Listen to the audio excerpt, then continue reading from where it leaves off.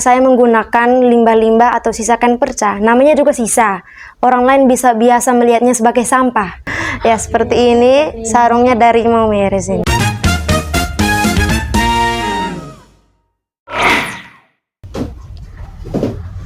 Halo, selamat datang di Rumpi, Ruang Ungkap Mimpi dan Pengembangan Inovasi.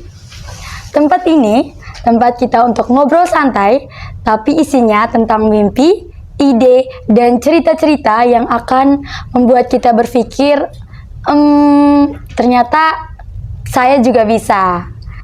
Jadi, hari ini, saya, Indah Seang, kita akan ngobrol tentang tema yang sangat-sangat luar biasa, yaitu Youth Dream Green Impact. Hari ini juga kita kedatangan narasumber kita yang sangat relate dengan kehidupan orang muda. Seorang anak muda yang mempunyai keterampilan menjahit dan juga produk-produknya sudah dipasarkan di Car Free Night Maumere dan sudah pernah mengikuti ajang pameran di Kota Kupang dan mendapatkan juara pertama. Halo Kak. Halo. Jadi hari ini kita bakalan ngobrol-ngobrol santai tentang apa yang selama ini Kakak sudah lakukan yang berhubungan dengan kewirausahaan dan lingkungan. Sebelum kita lebih jauh lagi, boleh dong perkenalkan dirinya terlebih dahulu. Perkenalkan, saya Catherine Madoken. Kakak bisa sapa saja dengan Catherine. Jadi sebelum kita mulai, pasti teman-teman di luar sana dan teman-teman semua sangat ingin tahu nih Kak, sebenarnya Kakak Catherine ini bagaimana sih cerita awalnya sampai bisa punya keterampilan menjahit dan juga punya niat untuk melakukan kewirausahaan dengan memasarkan setiap produk yang Kakak buat. Mungkin itu memang mimpi dari dulu atau cuma iseng-iseng saja? Oh iya, itu dari awalnya saya mengikuti proyek P5 di sekolah kami. Saya tergabung dalam proyek P5 Tata Busana. Nah, dari situ guru kami atau pembimbing kami mengarahkan kami untuk mulai membuat aksesoris-aksesoris seperti tas HP atau pouch bag, aksesoris, scrunchie, dan juga jepit rambut. Nah, guru kami mengarahkan kami untuk membuat produk-produk tersebut dari kain-kain sisa atau kain perca, kain sarung. Nah, awalnya saya iseng saja, saya ikut arus. Mereka suruh ini berarti saya ikut saja. Oh iya, berarti nanti kami disuruh mencari kain sisa sarungnya dari penjahit. Ya, kami minta, kami cari sampai dapat banyak-banyak, kecil-kecil. Baru disuruh lagi kami mulai menyatukan kain sisanya, membentuk suatu pola, baru kami jahit. Pakai jahit zigzag tekniknya. Nah, sudah itu kami mulai menjualnya. Kami jualnya itu tuh awal-awal dari saat terima rapor, kami mulai bazar kecil-kecilan. Nah, di situ para orang tua tertarik karena oh ini hasil produk anak saya anak yang buat. Bagus juga, keren juga ini. Siapa yang ngajar gurunya ini? Begitu. Jadi orang tuanya juga bangga. Jadi produk yang kami buat tidak hanya melestarikan lingkungan dengan memanfaatkan sisa kain yang ada, tetapi juga menunjukkan identitas dari kita NTT ini, khususnya dari Kabupaten Sika, dengan memancarkan aksen budaya kita dan dalam bentuk aksesoris yang modern, sehingga bisa sekalian memperkenalkan budaya kita ke orang luar. Oke, menarik sekali ya Kak, sangat-sangat menarik. Jadi ini juga bisa jadi pelajaran untuk orang-orang muda di luar sana. Ternyata suatu hal yang besar itu bisa kita mulai dengan hal-hal yang kecil dan juga sederhana. Iya, benar sekali. Jadi selanjutnya nih saya mau tanya. Ya. Berarti ini produk-produknya Kakak ambil dari bahan-bahan yang sudah kayak bahan-bahan bekas seperti itu, kain-kain sisa-sisa jahitan baju yang diminta dari penjahit. Jadi contoh produknya seperti yang ini. Ya, seperti yang bisa dilihat. Salah satunya contohnya saya ambil ini, jepit rambut. Saya buat pakai tangan saya sendiri dengan model yang dari saya yang desain sendiri, dengan gunakan kain sarung yang berasal dari Adonara, Flores Timur. Ada juga perca kain sisanya sedikit sekali. Saya hanya gunakan bagian ini kecil saja, berapa senti saja. Ini juga kecil sekali. Sisanya saya kolaborasikan dengan pita-pita seperti ini yang warna ungu. Jadilah menghasilkan jepit rambut yang elegan seperti ini. Ada juga seperti yang saya pakai di belakang ini. Boleh balik kanan. Ya, seperti ini sarungnya dari Maumere sini. ya. Full sarung. Oke.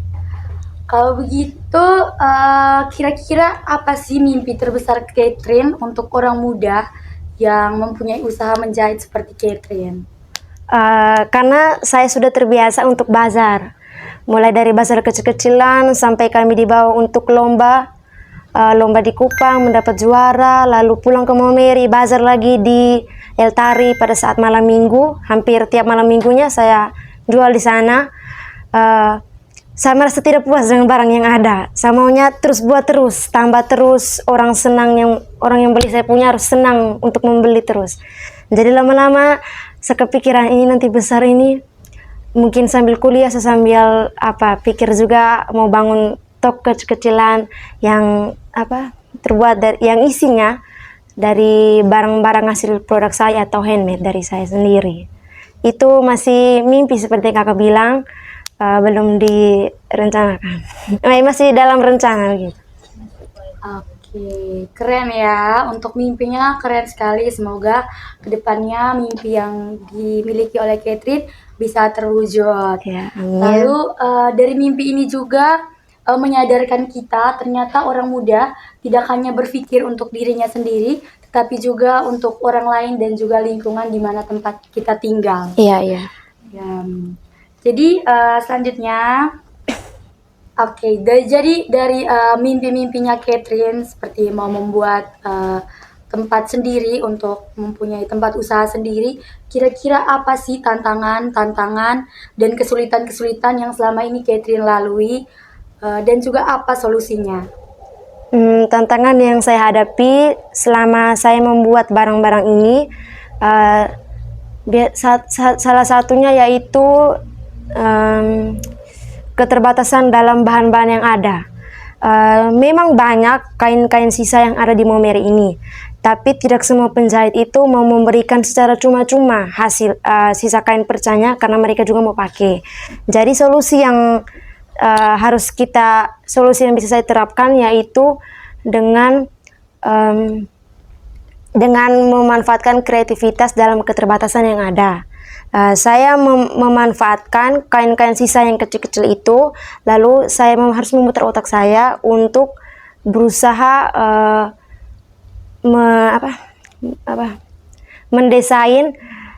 mendesainnya dengan, lalu kita tambah lagi collab dengan yang lain, dengan pita-pita begitu atau dengan kain-kain yang polos, lalu mendesainnya sebaik mungkin supaya bisa menghasilkan produk yang memiliki nilai kreativitas yang tinggi, yang estetik begitu, supaya bisa menarik perhatian para konsumen, tetapi juga dengan harus menjaga kualitas barang yang ada supaya tetap kuat.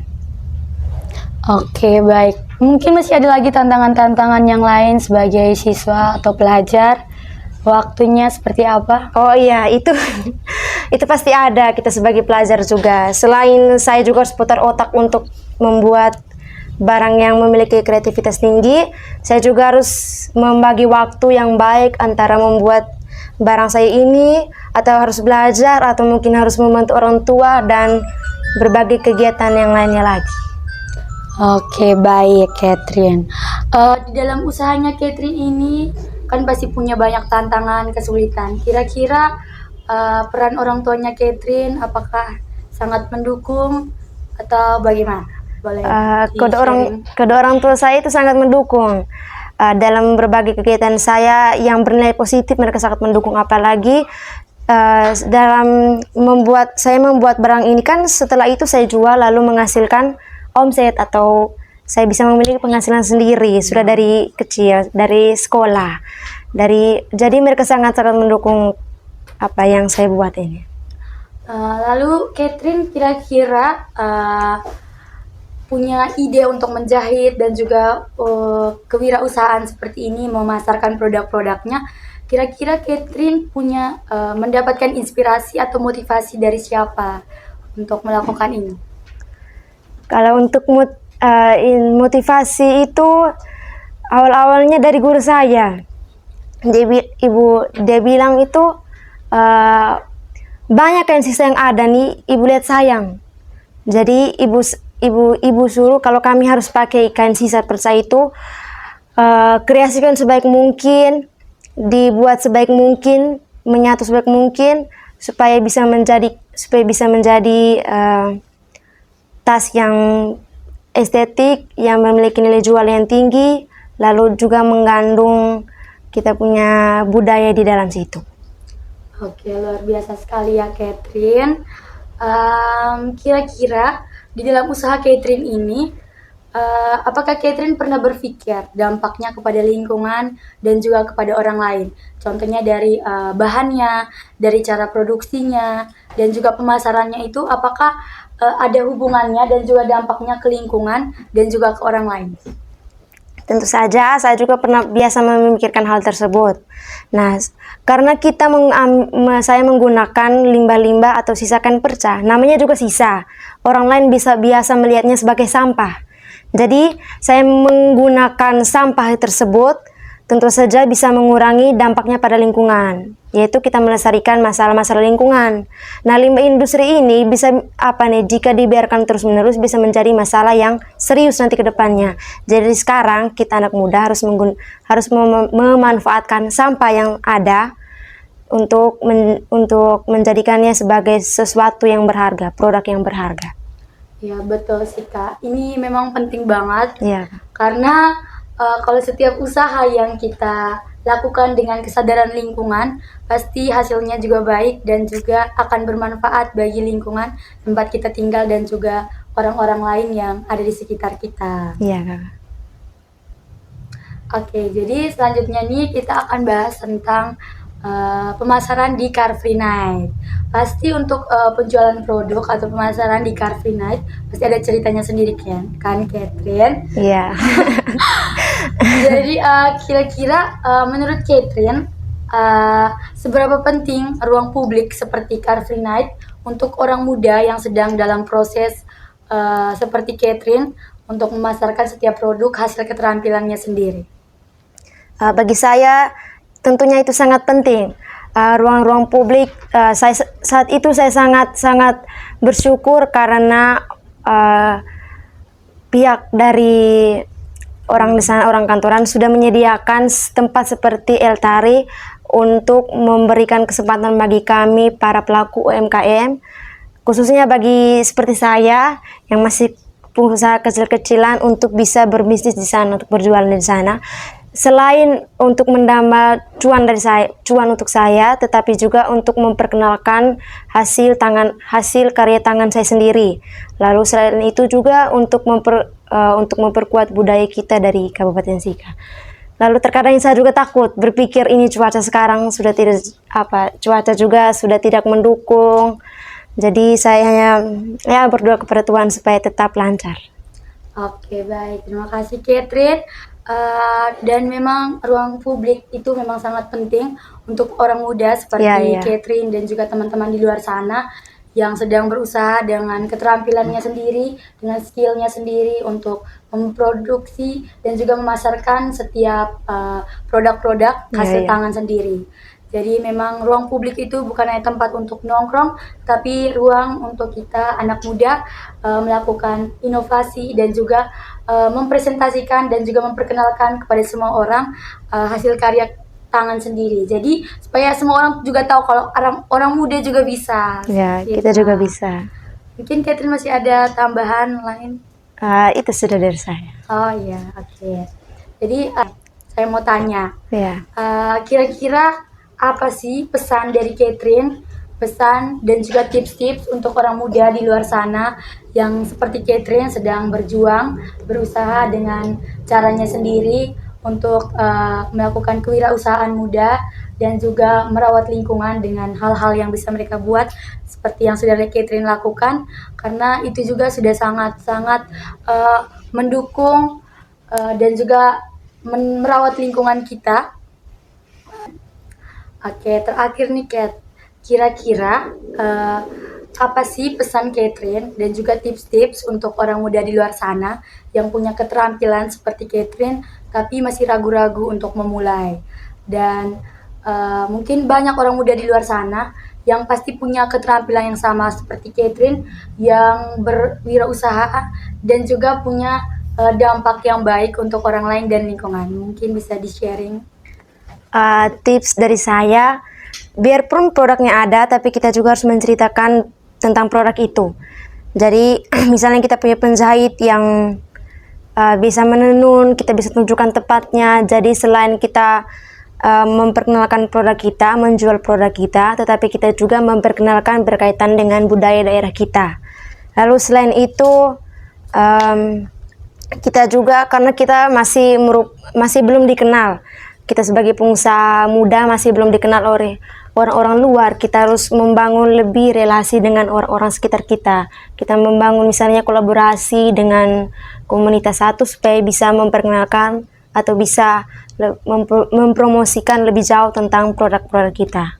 Lalu pesan dari saya untuk kita anak-anak muda yang mempunyai jiwa kreativitas yang tinggi untuk mau memulai bisnisnya tapi masih takut-takut begitu. Mulai saja dengan apa yang ada pada tanganmu. Dengan sudah ada bahan yang ada depan kita, lalu jangan harus tunggu modal yang cukup, modal yang tinggi ataupun alat yang canggih. Kita harus mulai yang ada. Putar otakmu, gunakan kreativitasmu supaya bisa menghasilkan produk yang bernilai tinggi. Begitu sudah dari saya. Oke, ini juga bisa jadi pengingat untuk orang muda di luar sana. Ketika kita mau memulai, tidak harus sempurna, tapi kita harus memulai dengan hal-hal yang sederhana, hal-hal yang kecil, tapi punya tekad dan keberanian yang tinggi. Terima kasih Catherine sudah mau membagikan ceritanya, sudah mau sharing tentang kegiatan yang bermanfaat untuk kewirausahaan dan juga untuk lingkungan dan juga untuk orang-orang di sekitar.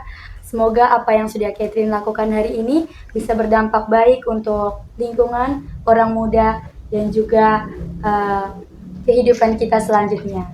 Semoga Catherine usahanya juga semakin baik, semakin berjalan baik, semakin tinggi kreativitasnya, supaya produk-produknya semakin dikenal oleh orang-orang di luar sana. Dan juga untuk orang muda di luar sana, selalu semangat dan jangan pernah takut untuk memulai hal yang baru. Oke Catherine, jadi sebelum kita menutup sharing session kita hari ini, jadi kita ada jargon nih. Kalau saya bilang Climate Ranger in Action, jawabannya let's change together. Kita coba ya. 1, 2, 3. Climate Ranger in Action, let's change together.